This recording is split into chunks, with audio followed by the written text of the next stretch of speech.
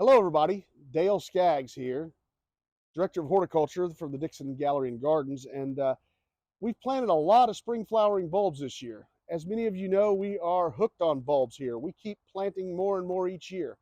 This year we planted about 350,000, and we're heavy on the daffodils this year. We have plenty of tulips, but we focused on daffodils mainly in the cutting garden, where all 13 divisions of the daffodils that are acknowledged by the American Daffodil Society are represented here. So you can come and enjoy the diversity of daffodils. Most people, when they see daffodils, they think of something like this Carlton here, which is just a yellow, and yellow is a great color for daffodils, and we love yellow daffodils, but there's so much more to daffodils, and breeders are even working on red cupped daffodils now, and so that's one of the things that they're trying to work on. But I welcome you to come out to the Dixon and see all 13 divisions that are represented here. We even have some species daffodils, and those are ones that grow in the wild. Those have been untouched by man, and they're the way they grow in the wild. There's like 80 species in the world. Most of them aren't commercially available. I think we found about 13 that we have represented in one of our beds, in a display bed with a chat label. So I hope you'll come out and see that. This is one of my favorite divisions here. This is Orange Comet. It's a cyclaminius daffodil. And if you look, the petals on the flowers are swept back. That one's actually swept forward, but in general, they're swept back like they're in a windstorm or something. So they're a lot of fun. That's the cyclaminius. This is Orange Comet, which is actually quite big for a cyclaminius, but a very attractive daffodil and one of my favorite groups. One of my favorite divisions of daffodils is Division 7. That's the Jonquilla daffodil. And a lot of people call daffodils buttercups or jonquils. Well, they're all narcissus, the genus Narcissus, so they're all daffodils. But Division 7 is the Jonquilla division, and this is one called Pueblo, which has really large flowers for most jonquillas. But they typically have multiple flowers per bloom stalk, and they're usually very, very fragrant. And this one called Pueblo is a really nice one. And it opens up with a yellow cup that turns to white as it matures. A very interesting daffodil called Pueblo, Division 7. This is a really interesting daffodil. This is it's Tom Poons, and it's named for a dessert that's served in the Netherlands on Queen's Day.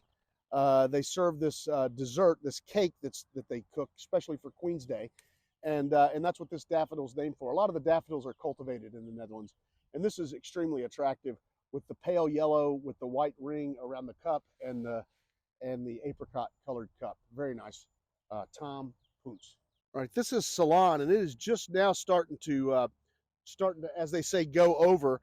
But I just want to point out this one. It's one of my favorites. It was one of the first ones that we had blooming in early March. So it is a long blooming daffodil, and really one that's been around since the 1950s. And is just an incredible grower, and it's good on the show bench. And the flowers look up at you, and it's just a really nice Ceylon is the variety, and it's one of my favorites. Not all daffs are big and showy. Of course, breeders have taken them that direction. This is the Bulbocodium. This is Division 10, and they call them hoop petticoats because they look like a woman's petticoat, like a hoop skirt. And so they're really attractive. This is Bulbocodium. This one's called Oxford Gold, and it's a Division 10. Many daffodils have the added bonus of being fragrant. These are all species daffodils. There's 81 species listed, known to man, 81 different species. And a species daffodil is a wild daffodil. These are ones that grow if you were in Spain, Morocco, France, some grow in Italy, Northern Africa. I was only able to source about 13 of those, but we do have this bed that we've devoted to the species daffodils. And from these daffodils rose all the beautiful hybrids like the ones I have in my hands.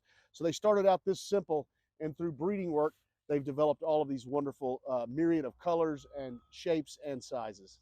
I would be remiss if I didn't mention the tulips here at the Dixon. We're known for our spring tulip displays.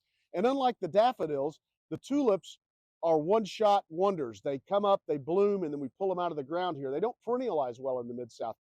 The daffodils will keep coming back year after year, but not the tulips. But the tulips represent just an amazing range of colors and shapes and heights, and so they're really fun to work with. There's early tulips, there's mid-season tulips, and there's late-season tulips, and that refers to when they bloom. So what you're seeing now is the earlies and the mids. The lates still haven't come on. So there's more to see. It's always changing. It changes from week to week. It's a very dynamic display. But as you can see behind me, it is just a riot of color. And we have free admission at the Dixon through 2024. So I hope you'll come out and check out the beautiful flowering tulips at the Dixon. This is Blushing Lady. It's a lily-flowered tulip, and it tends to have the petals tend to curve out on the ends to give it a lily-like approach, like a lily flower in bud. Blushing Lady is one of my favorites. Long, sturdy stems, a great cut flower that we love to use in arrangements here at the Dixon. This tulip here is another good cut flower. This is called Wedding Dress, and this has real strong, sturdy stems on a clean white flower. Tends to be tough, always a good performer for us. Wedding Dress. And my Dutch friends jokingly say that the stems are so strong that you can prop your bicycle up against it and it'll hold them up. Of course, that's not true. That's just a Dutch sense of humor. But a beautiful flower nonetheless, called Wedding Dress. This is a late tulip called Queen of the Night. And it's touted as a black tulip. It's not really black. It's just a really, really dark purple. But it is one of the darkest tulips that exists. A lot of people plant this in combination with a white, and you get sort of that black and white color scheme. But a nice late one that's just now coming on. So I hope you'll take the time to come out and enjoy the flowers that we planted last fall for enjoyment this spring here at the Dixon. Nothing attracts visitors more than our blooms every year, and we want everybody to come out and enjoy them. As I mentioned, it's free admission, so get out here and see the blooms while they last. We have plenty more yet to come.